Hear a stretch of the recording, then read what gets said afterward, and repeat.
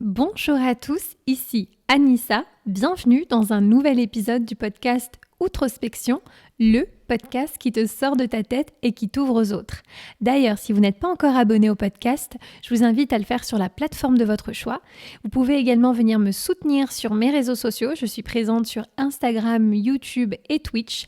Je vous mets les liens en barre d'infos. On se retrouve aujourd'hui pour parler de ces 5 choses qui rendent ma vie meilleure et peut-être la vôtre, puisque finalement je me dis pourquoi pas mutualiser le savoir, l'expérience et les enseignements. Vous le savez peut-être, mais après plusieurs années d'auto-analyse, d'autothérapie, j'ai forcément essayé bon nombre de choses, certaines bonnes, certaines moins bonnes. Et puis c'est vrai que j'ai même fait des habitudes durables de ces expérimentations. J'avais d'ailleurs fait un épisode de podcast au tout début, je crois que c'est l'épisode 4, je vous mettrai dans la barre d'infos, où je vous partageais le top 3 de ces habitudes dont on parlait pas suffisamment et que moi je mettais en pratique au quotidien. Depuis, on en parle pas mal, mais je suis quand même allée écouter l'épisode pour voir si je faisais toujours toutes ces choses, et 100%. Je fais toujours ces 3 habitudes-là, donc vraiment je vous invite à aller l'écouter après cet épisode. Aujourd'hui, c'est un petit peu différent parce que on parle presque de changement, dans la mesure où, à mon sens, ce sont toujours des habitudes qui sont saines.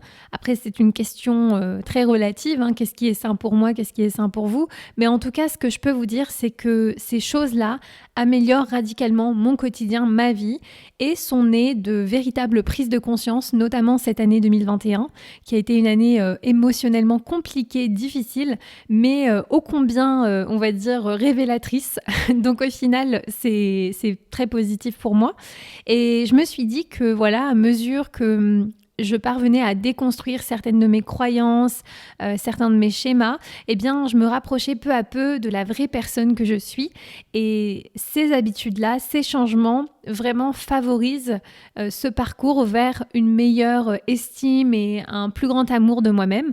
Donc, pourquoi pas en parler et puis pourquoi pas vous donner aussi des idées si c'est quelque chose qui peut vous intéresser. On attaque tout de suite avec ce premier changement, cette première chose, première habitude qui aujourd'hui fait partie de mon quotidien. Je l'ai prénommé le check matinal. Alors, le check matinal, c'est pas vraiment un nom officiel, mais c'est juste simplement une manière pour moi de nommer ce moment où je me réveille, où j'ouvre les yeux, où je suis encore dans mon lit et que je décide de faire un petit check-up avec moi-même. En gros, je vérifie que je vais bien, je vérifie que ça va, que la nuit n'a pas été trop compliquée. En vrai, comme je suis quelqu'un d'assez angoissé, je me rends compte que parfois, il m'est arrivé d'avoir des nuits relativement turbulentes, assez intenses, et puis de me réveiller finalement un peu morose, contrariée. Et jusqu'à présent, comme j'avais mis tout un tas de routines matinales en place, je me questionnais pas trop, quoi. Je me levais et puis j'enchaînais dans ma journée, dans mes habitudes, dans mes routines. Mais c'est vrai qu'aujourd'hui, ce temps qui est le check matinal, c'est un temps de pause qui dure quelques instants, quelques secondes, parfois quelques minutes, et où je me demande vraiment dans quel état je suis. J'ai l'impression que c'est la version la plus vraie de moi qui parle à moi-même et qui lui demande clairement de quoi elle a besoin aujourd'hui, et parfois c'est simplement d'être reconnaissante. Je me réveille et je suis envahie par beaucoup de gratitude, et c'est tout, ça s'arrête là, et puis après je me lève et puis la journée suit son cours.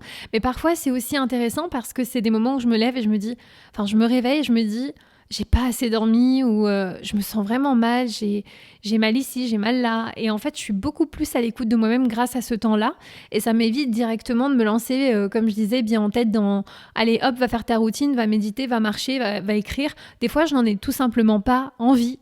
Donc, ce check matinal, c'est justement un garde-fou pour m'assurer que je fais toujours des choses qui sont en adéquation avec mon humeur, avec mon rythme actuel, plutôt que simplement appliquer à la lettre des routines matinales alors qu'on n'est tout simplement pas en état de le faire. Deuxième chose qui améliore grandement mon quotidien, boire de l'eau avec une paille. Alors, je précise évidemment avec une paille parce que on le sait, on le dit plus. Boire de l'eau, c'est bon pour la santé, c'est bon pour la peau, c'est bon pour notre organisme, pour éliminer les toxines. Bref, il n'y a que des bonnes vertus derrière ça. Mais c'est vrai que je me rends compte que, en dépit des mille et une techniques qu'il existe sur Internet pour nous inciter à boire plus d'eau et des choses hyper bien pensées, en fait, moi, ce qui marche le plus, c'est tout simplement de prendre une paille. Peu importe dans quoi je bois, un verre, une gourde, une bouteille, si j'ai une paille, il y a de fortes chances que je boive davantage. Et donc, on le voit encore, moi, ma gourde, elle ne me quitte pas, elle n'est pas particulièrement jolie ni esthétique, c'est d'ailleurs celle de mon mec, mais en tout cas, elle est équipée d'un bec avec une paille, et en fait, ça change tout. J'ai beaucoup de migraines, je suis assez sujette à ça, je fais aussi de la rétention d'eau, enfin bref, c'est des petites choses comme ça qui au quotidien, quand on n'y prête pas trop attention, on se dit ah oui, c'est une fois de temps en temps, mais en fait, au fond de moi, je sais qu'il faudrait que je boive davantage d'eau, mais c'est toujours très difficile à incorporer dans un quotidien. Tu bois une fois, puis plus. Et donc, au final, je me suis dit, vas-y, il faut que tu ailles un petit peu manipuler ton cerveau. Et si c'est dans une paille, enfin, si c'est via une paille, étrangement, je trouve ça plus ludique et j'ai tendance à prendre des plus petites gorgées, mais plus de gorgées. Donc, ça peut sembler très léger comme ça, mais ça fait vraiment partie des choses qui ont amélioré mon quotidien et ma consommation tout simplement d'eau. Donc voilà, que demande le peuple? Troisième changement, là on rentre dans quelque chose qui vient vraiment s'opposer à ce que je connaissais jusqu'à présent, c'est la pratique du sport doux. Le sport doux, mais qu'est-ce? Alors en fait... Pour vous donner un petit peu plus de contexte, moi, j'ai toujours eu une relation un peu compliquée avec mon corps, comme certainement beaucoup de femmes et d'hommes sur cette planète. Et c'est vrai que, heureusement, je n'ai jamais eu de troubles du comportement alimentaire. J'ai tenté, j'ai innové, j'ai fait des choses, des expérimentations avec mon alimentation, mais je n'en suis jamais arrivée au stade où vraiment ça devenait un véritable trouble. Le fait est que, en ce qui concerne le sport, forcément, comme j'ai toujours bien aimé le sport, c'était une manière de me dire, ok, sur la bouffe, tu te fais plaisir, mais le sport, faut pas déconner, quoi. Et donc, j'ai toujours cherché à pratiquer des sports qui étaient intenses et qui m'amenaient à brûler un max de calories, à éliminer. Et vous entendez déjà un peu le champ lexical, les verbes et tout que j'utilise. C'est toujours hyper drastique. Tout semble vachement dur. Il faut taper dedans comme s'il fallait retirer une partie de nous qui n'était pas assez. Et c'est vrai que moi, j'ai toujours fait beaucoup de trucs, quoi, du body pump, du HIIT. Quand j'allais à la muscu, fallait aussi que ce soit lourd. Enfin voilà, je prenais beaucoup de plaisir à ça. Mais c'est vrai que dans ce truc de frapper fort, j'ai commencé à en sentir les limites cette année parce que mon corps ne réclamait plus du tout ce genre d'activité. Mon corps, il était en mode, là, émotionnellement, t'as trop de trucs à gérer, s'il te plaît. On veut plus aller à la salle, on veut plus que tu nous maltraites, on veut pas que tu nous fasses faire un programme, un énième truc, juste du calme, de la détente et de la douceur. Et en fait, j'avais commencé à mettre au yoga en septembre 2020, genre en mode vraiment beginner de la vie, et via des vidéos, tout ça. Et en fait, la seule chose à laquelle j'aspirais à ce moment-là, c'était vraiment ce genre de sport. Et donc, d'un côté, je complexais un peu parce que je me disais, mais ça, c'est pas du vrai sport. Je sais pas s'il y en a certains qui ont cet a priori par rapport au yoga, au pilates, ce genre de truc. Mais c'est vrai que moi, je me disais, mais non, c'est pas du vrai sport, je peux pas faire du yoga, ça compte pas. Et en fait, c'est bien parce que ça m'a amené aussi à reconsidérer ma perspective sur ces choses-là et à me rendre compte que, en fait, le yoga, c'est un sport. C'est un sport doux, mais c'est un sport quand même dans la mesure où, et ça fait vraiment partie des bénéfices, hein, mais j'ai développé des muscles, je me suis affinée à certains endroits où j'aurais jamais suspecté parce que jusqu'à présent, pour moi, ça c'était vraiment le genre de résultat qu'on obtenait de sport qui était un peu plus hard, un peu plus tonique. Et même chose concernant le fait d'aller courir ou de me mettre trop en action. En fait, moi, j'avais juste besoin d'aller faire des marches. Je me suis dit, ok, courir c'est bien, mais là, t'en as pas envie. Donc, va marcher, fais des marches, découvre ton voisinage, va faire des tours, va en forêt. Et en fait, je suis passée un peu de la meuf qui fait aller à la salle à 6 heures, qui tapait des fois ses meilleurs burpees burpees en rentrant du taf vers 18h30 en mode j'ai envie de vomir, à la meuf qui avait besoin de douceur, qui faisait son yoga, etc. Et en fait, ça a été une révélation pour moi et ça m'a permis non seulement de me maintenir en forme, mais aussi d'être dans une autre approche en fait véritable du mouvement, de pourquoi est-ce qu'on fait du sport, de à quoi ça sert. Et là, évidemment, je vous parle pas du fait que je sois moi dans une quête, que j'ai besoin de maigrir ou quoi. Enfin, tout le monde a un parcours qui est différent, des objectifs différents. Et le fait est que je suis toujours sur un chemin de l'acceptation de mon corps et ça ne veut pas dire que je dois l'accepter à 100%, enfin en tout cas que je veuille pas le changer comme il est actuellement, mais je pense qu'il faut véritablement accepter son corps dans toutes les étapes du changement et de la transition. Et c'est ça véritablement pour moi le shift, c'est que je pensais pas du tout, je pensais que j'étais en train de perdre quelque chose. Et en fait, j'ai eu tout autre chose. J'ai découvert une intensité ailleurs, dans le sport doux. Et ça m'a permis de me rendre compte qu'il faudrait plus jamais que je fasse du sport pour me changer, pour changer mon corps parce que j'aime pas mon corps. Mais qu'au contraire, aujourd'hui, la raison pour laquelle je fais du sport, c'est parce que j'aime mon corps et que je trouve que mon corps le mérite. Et ça a vraiment changé beaucoup de choses. Ça m'a d'ailleurs permis de me redonner envie, en fait, d'aller à la salle, de refaire vraiment d'exercices intenses et tout. Mais c'est vrai qu'aujourd'hui, pour moi, c'est une balance, en fait. Vraiment, c'est un équilibre que je vais chercher dans mon activité. Et voilà. Et donc, pour moi, l'acte de faire du sport est plus important, véritablement, que le résultat. 4e habitude changement, c'est prioriser ma santé mentale et ne pas attendre que tout aille mal pour le faire. Alors peut-être que ça vous parlera ou pas, mais c'est vrai que la santé évidemment n'est pas juste physique, elle est aussi mentale. Moi j'ai un historique quand même d'angoisse assez tenace. J'ai eu pendant longtemps des crises d'angoisse, des problèmes de peau. Je suis aussi vachement sujette au syndrome prémenstruel. Bref, ma vie en tant que femme, en tant qu'individu, elle évolue en fonction et au rythme aussi de ces cycles. Et pendant très longtemps, je les ai subis et j'ai été vraiment dans la réaction plutôt que dans la proactivité. C'est-à-dire que ça me tombait dessus. Donc là, je sentais que j'étais un petit peu au bout du Rolls. Et en fait, seulement là, je me disais, mais qu'est-ce que je peux faire pour aller bien ? Et en fait, le truc, c'est que la santé mentale, ça doit pas forcément être quelque chose qu'on met en place en cas d'urgence ou quand on arrive dans une situation d'urgence. Ça peut être aussi quelque chose de préventif. Et je pense que c'est justement parce que j'ai décidé d'accorder du temps à ma santé mentale quand ça allait bien, que ça m'a permis justement dans les moments de tracas, de désordre intérieur, de pouvoir davantage faire face à ces situations-là. Et donc, que ce soit en vous faisant accompagner par un psychothérapeute ou alors en exprimant davantage vos émotions avant qu'elles n'éclatent, je pense que ça peut vraiment favoriser le processus d'acceptation et tout ce qui est mécanismes qui vous permettent de faire face à telle ou telle situation. Donc pour moi, prioriser ma santé mentale, c'est devenu un impératif, pas juste quand ça va pas bien.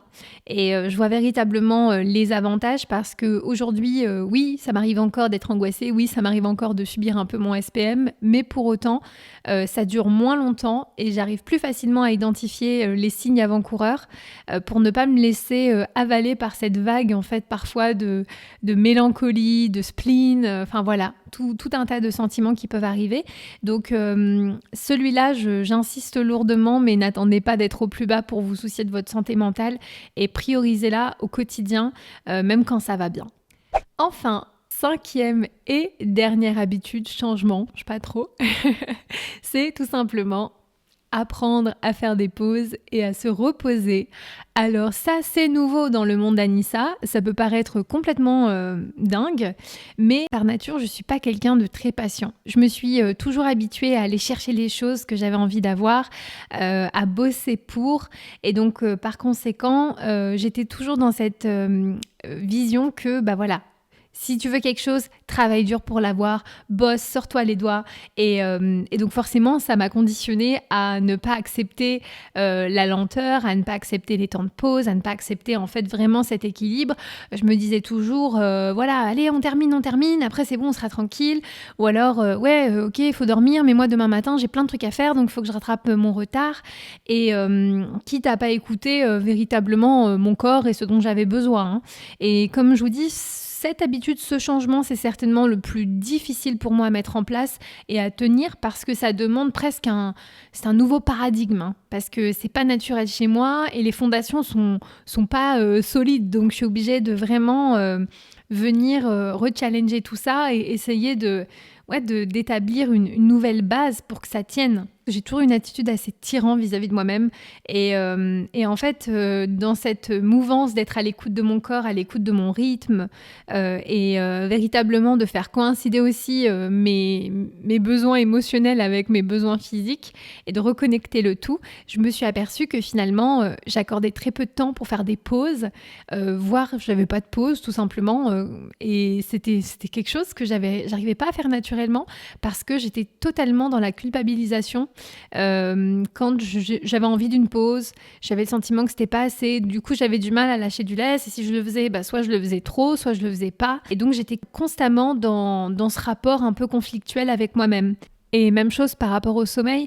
Tout à l'heure, je vous parlais du fait que c'était bien d'avoir des routines, etc. Mais le problème, c'est que quand on a des routines matinales et que derrière, on n'est pas à l'écoute de son corps et de son rythme, eh bien, parfois, on peut complètement balayer, on va dire, du revers de la main, nos véritables besoins, sous prétexte qu'il faut respecter la charte de notre petit guide qui dit que tous les gens qui réussissent doivent avoir des routines matinales, doivent faire ci ou doivent faire ça. Et derrière, je mets de côté complètement le fait que je me suis réveillée en plein milieu d'un truc qui était dans mon cycle de sommeil. J'ai cassé quelque chose et donc je me réveille pas de la meilleure manière. J'ai souvent mal à la tête, je le réalise pas. Du coup, je pars là-dedans et après, je suis pas bien et je culpabilise encore une fois. Et donc, je pense que ça, c'est vraiment, pour moi, ça a été vraiment un game changer de me dire, ok, en fait, les pauses, ça fait partie du taf. En apprenant à valoriser le sommeil et le repos et à considérer que c'est tout aussi important que le délivrable, tout aussi important que le travail, eh bien ça m'a remis, on va dire, dans quelque chose de beaucoup plus sain avec moi-même et de me dire voilà, faut arrêter de vivre dans l'urgence constante, qu'il y a quelque chose à combler, qu'il y a une légitimité à maintenir. Je pense que j'ai longtemps été là-dedans. Je l'ai expliqué d'ailleurs dans l'épisode 46 pourquoi je ne m'aime pas, mais c'est vrai que j'ai longtemps vraiment essayer de combler un vide en me disant il faut faire plus et je suis passée complètement à côté en fait de l'intérêt de faire des pauses et de se reposer. Et je pense que la véritable différence aujourd'hui, c'est que je vise désormais davantage l'équilibre et je suis davantage aussi dans la régularité que l'intensité. Parce que je pense qu'on a tous la capacité de vivre des vies très intenses, à des rythmes très élevés, etc., très soutenus, mais véritablement de pouvoir tenir ça sur la durée, sur le long terme, très peu le peuvent. Et puis on voit d'ailleurs ce que ça coûte à beaucoup. On parle beaucoup de burn-out, etc. C'est pas un hasard. Et je pense qu'aujourd'hui, si on me le dit pas, c'est à moi de me dire stop, il est temps que tu te poses, que tu te reposes. Et puis ton travail n'en sera que meilleur parce que du coup, tu pourras vraiment durer et faire durer les choses. Et puis aussi, peut-être insuffler une autre façon de travailler aux gens qui, peut-être comme moi, se rendent pas toujours compte de pourquoi ils ont autant besoin de délivrer, de faire, d'être dans l'action. J'espère en tout cas que vous aurez apprécié ce partage un peu à la cool, très simple, de ces 5 choses qui rendent mon quotidien meilleur, ma vie meilleure. Je me dis que voilà, c'est des choses tellement bêtes, tellement légères, mais il me semble Paulo Coelho qui disait que les grands changements viennent de petites choses. Donc en soi, ça semble pas grand-chose comme ça, mais l'impact que ça peut avoir dans ma vie, dans mon rapport à moi, il est considérable. Et d'ailleurs, si vous avez aussi des petites choses comme ça que vous mettez en place au quotidien et qui font partie de votre vie et qui la rendent meilleure, qui participent à la rendre meilleure, eh bien, n'hésitez pas à m'écrire. Si vous regardez la vidéo en commentaire sur YouTube, ça aide justement à la référencer, à mieux la référencer. Ou bien vous pouvez aussi m'écrire en DM sur les réseaux, tout ça. Mais c'est vrai que je serais très curieuse de savoir ce que vous faites au quotidien, qui vous aide et qui participe à votre bien-être. Voilà, en tout cas, nous, on se retrouve dans 2 semaines pour un nouvel épisode de podcast. D'ici là, prenez soin de vous et à bientôt. Ciao!